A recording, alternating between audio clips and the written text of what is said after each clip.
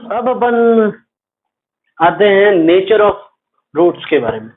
Nature of roots मतलब कोई भी अगर क्वाड्रेटिक इक्वेशन दे रखी है तो बिना उसको सॉल्व किए हम कैसे बता सकते हैं कि उसके रूट्स जो है वो किस टाइप के होंगे। ठीक है, तो हम अपन आते हैं नेचर ऑफ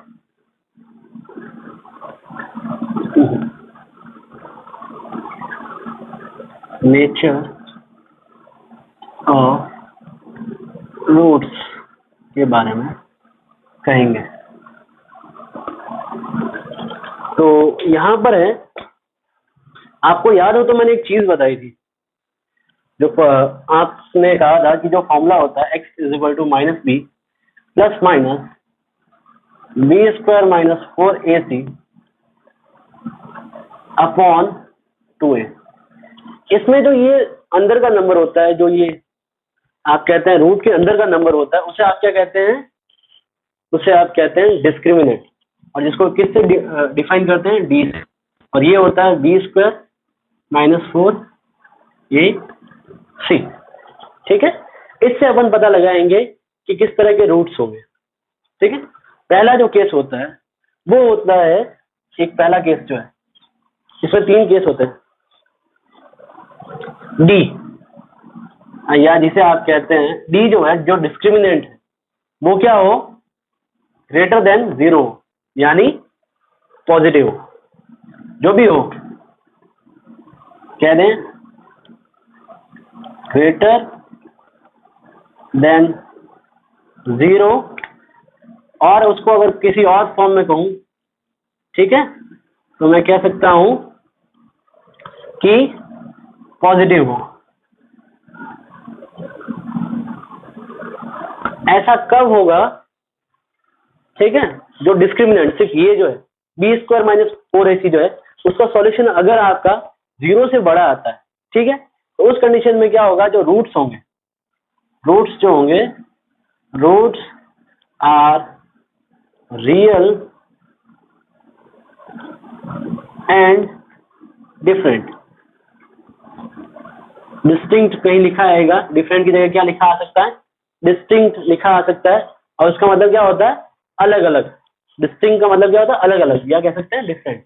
इस तरह से आप इसको अपनी सिंपल लैंग्वेज में कह सकते हैं इसको। मतलब कि अगर आपने सॉल्यूशन किया बी स्क्वायर माइनस 4ac का, और उसका सॉल्यूशन जो है वो 0 से बड़ा आया, तो जो भी आप इक्वेशन क्वाड्रेटिक इक्वेशन सॉल्व कर रहे हैं, उसके जो दोनों आंसर आएंगे वो दोनों आपस में क्या होंगे? अलग अलग होंगे। आई बात समझ में? अब दूसरी कंडीशन बनती है आपकी कि जो डिस्क्रिमिनेंट है वो इक्वल टू आ जाए 0। ठीक है, मतलब इक्वल टू 0, 0 के इक्वल आ जाए। ऐसी कंडीशन में क्या होगा? तो ऐसी कंडीशन में होगा कि जो रूट्स है, roots are real and equal.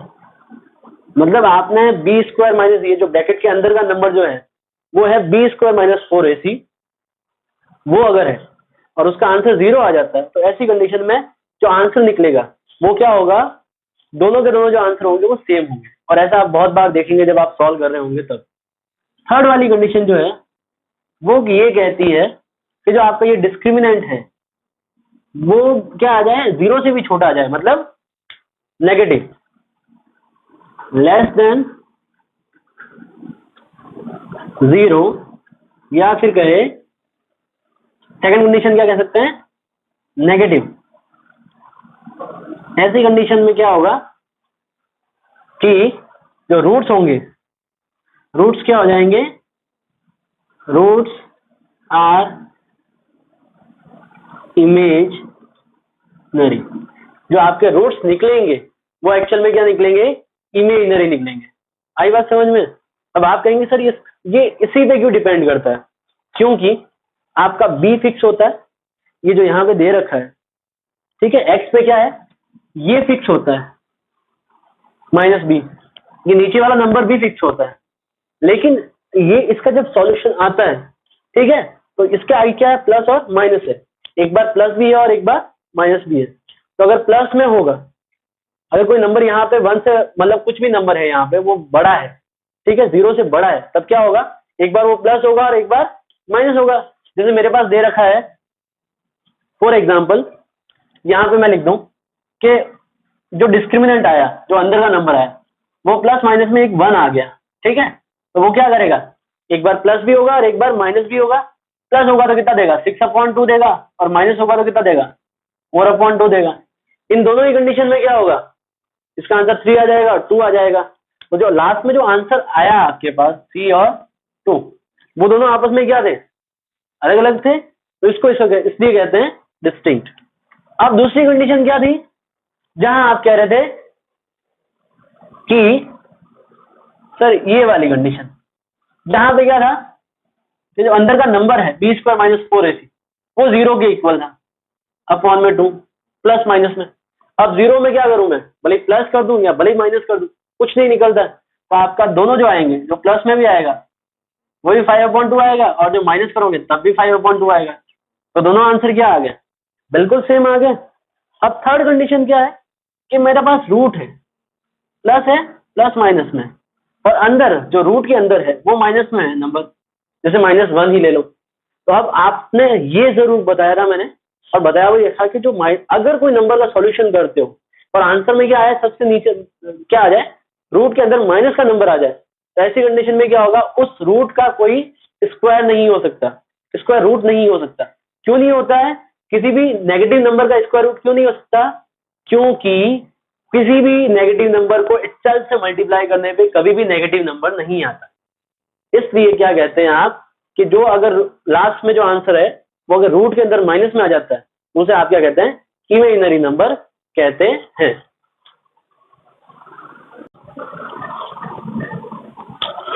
तो ये कुछ टॉपिक्स थे जो आपने अभी पढ़े, ठीक है। 3 इसकी प्रॉपर्टीज हैं, मैं फिर से रिपीट कर देता हूं कि अगर डिस्क्रिमिनेंट है वो 0 से बड़ा है तो दोनों रूट्स क्या होंगे, रियल होंगे और अलग अलग होंगे, डिस्टिंक्ट होंगे, ठीक है। ये नेचर के बारे में बताता है कि किस टाइप के होंगे।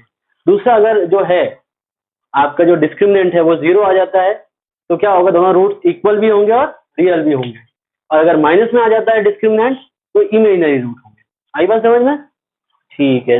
अब इसी के बेसिस पे आपकी पूरी की पूरी क्या है, 4.2 है, ठीक है। इसमें कुछ क्वेश्चन दिए हुए हैं, मैं आपको फर्स्ट और सेकंड क्वेश्चन करवा देता हूं, तो बाकी के क्वेश्चन आप क्या करेंगे, पहले तो आप डिस्क्रिमिनेंट निकालेंगे, इसकी ये चीजें हम चलो बाद में ही करते हैं, हम पहले जो स्टेप बाय स्टेप चलते हैं। तो आप चलते हैं क्वेश्चन नंबर फर्स्ट पे 4.4 का।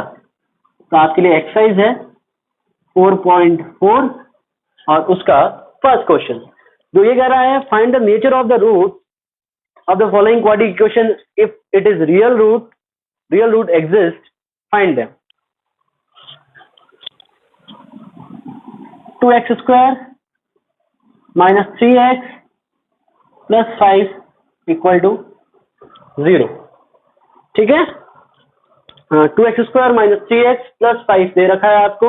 आपको पहले क्या करना है, डिस्क्रिमिनेंट निकालना है, ऐसे ही सॉल्यूशन नहीं करना है, पहले डिस्क्रिमिनेंट निकालना है, क्योंकि यहाँ पे पूछा गया है कि पहले अगर नेचर कैसा है और अगर वो रियल है, मतलब इन दोनों जो ये है दोनों, फर्स्ट वाली और सेकंड वाली जो कंडीशन है वो अगर सेटिस्फाइड करते हैं तभी आप थर्ड के लिए बढ़ेंगे, ठीक है ना। तो डिस्क्रिमिनेंट निकाल लो, वो क्या होता है, b² - 4ac, तो -3 का whole square minus 4 multiply with 2 multiply with 5, तो 3 का स्क्वायर क्या हो गया, -3 का स्क्वायर 9 हो गया, इन दोनों को मल्टीप्लाई किया तो कितना आ गया 40, जो लास्ट में आंसर क्या देता है, माइनस का 31। -31 जो है, जो डिस्क्रिमिनेंट आपने निकाला है वो क्या है, नेगेटिव में, मतलब जो है वो 0 से भी छोटा है, या आप लिख सकते हैं ये नेगेटिव, ठीक है। So roots are imaginary, roots जो है वो इमेजिनरी है, इसलिए हम उनको आगे फर्दर सॉल्यूशन नहीं करेंगे। आई बात समझ में, तो ये यहां पे करना है, pause the video to write it down.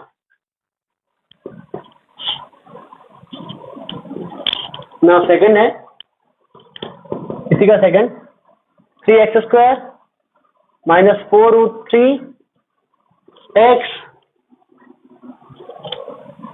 Plus 4 equal to 0।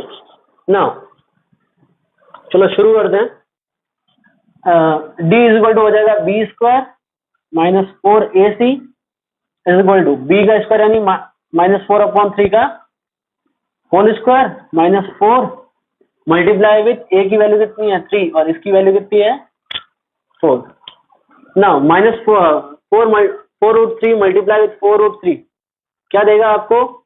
इसको इसके साथ मल्टीप्लाई किया 4, जो ब्रैकेट के बाहर का नंबर होता है वो ब्रैकेट के बाहर के नंबर से मल्टीप्लाई होता है और जो रूट के अंदर का नंबर होता है वो रूट के अंदर के नंबर से मल्टीप्लाई होता है। तो 4 मल्टीप्लाई विथ 4 16 और √3 मल्टीप्लाई विथ √3 कितना देता है आपको 3।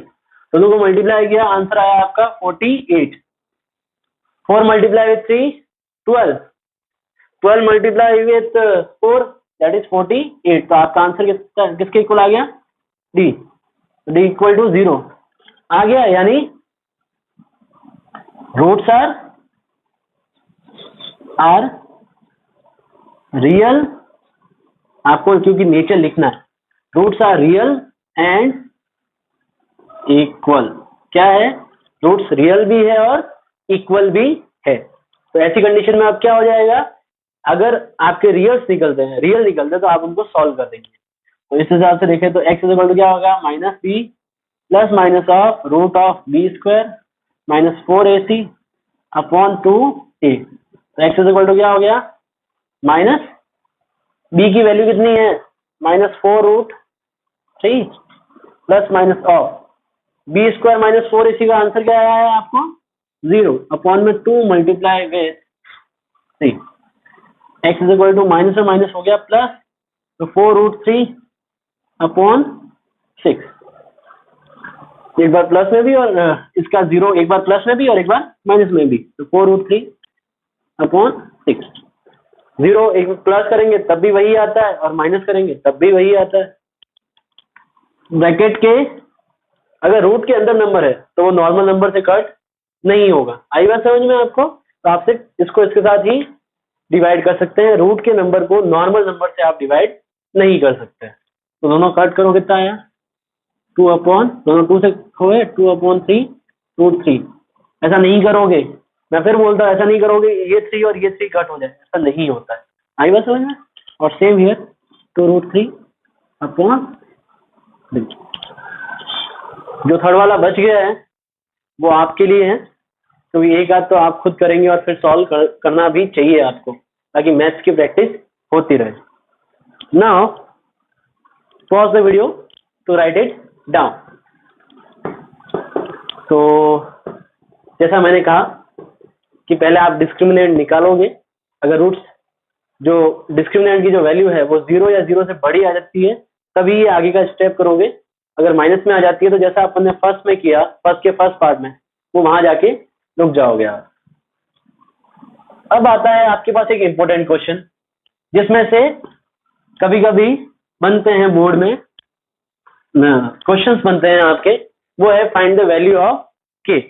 आपको नेचर दे रखा होता है और उसके बेसिस पे आपको क्या निकालना होता है, के की वैल्यू फाइंड आउट करनी होती है। आपके पास यहाँ पे के की सिर्फ एक ही दे रखा है आई थिंक, तो मैं कहीं एग्जाम्पल में से उठा देता हूँ, अगर एग्जाम्पल में है तो होना तो चाहिए था, नहीं दे रखा है, सॉरी। हम यहाँ से ही उठा लेते हैं, सेकंड वाला ही उठाता हूँ ताकि फर्स्ट वाला आप खुद कर पाए। तो यहाँ पे क्वेश्चन नंबर सेकंड का सेकंड है और वो है kx x minus 2 plus 6 equal to 0। ये तो इक्वेशन दे रखी है और इसका कहा क्या गया, इसकी लाइनिंग क्या है? इसकी लाइनिंग है find the value of k for each of the following quadratic equation so that they have 2 equal roots. आपको क्या करना है, k की वो वैल्यू फाइंड आउट करनी है जिसके लिए क्या हो कि जो इसके आंसर आए, ठीक है, वो क्या दें आपको, रियल रूट्स दें और वो भी दोनों के दोनों इक्वल। ठीक है, तो आपको k की वैल्यू फाइंड आउट करनी है, यहाँ x की वैल्यू फाइंड आउट नहीं करनी। यहाँ आपको कंडीशन दे रखी है पहले से। ये इस तरह के क्वेश्चन क्या होते हैं आपको बोर्ड में पूछे जाते हैं कि आपको के की वैल्यू फाइंड आउट करनी है, जबकि जो नेचर है रूट्स का वो दे रखा है। तो पहले इसको सिंप्लीफाई करो, इसको इसके साथ मल्टीप्लाई किया, के x square minus 2k x plus 6 equal to 0। अब एक लाइन आती है जो आपसे मैं पूछना चाहूंगा कि क्या होता है कंडीशन, कंडीशन क्या होती है रियल रूट्स की, condition for equal roots, real नहीं इक्वल रूट्स ही कह देता हूं। इक्वल रूट्स के लिए क्या कंडीशन होती है, अपनी लेफ्ट हैंड साइड में देखो, वहां पे क्या होता है, डिस्क्रिमिनेंट क्या होता है, equal to b square minus 4ac, वो किसके इक्वल होता है, 0 के इक्वल होता है। अब यहाँ पे कंपेयर करो, b कितना है, b क्या होगा, x को छोड़ के जो भी वैल्यू है वो क्या है आपकी b है, यानी कि -2k का स्क्वायर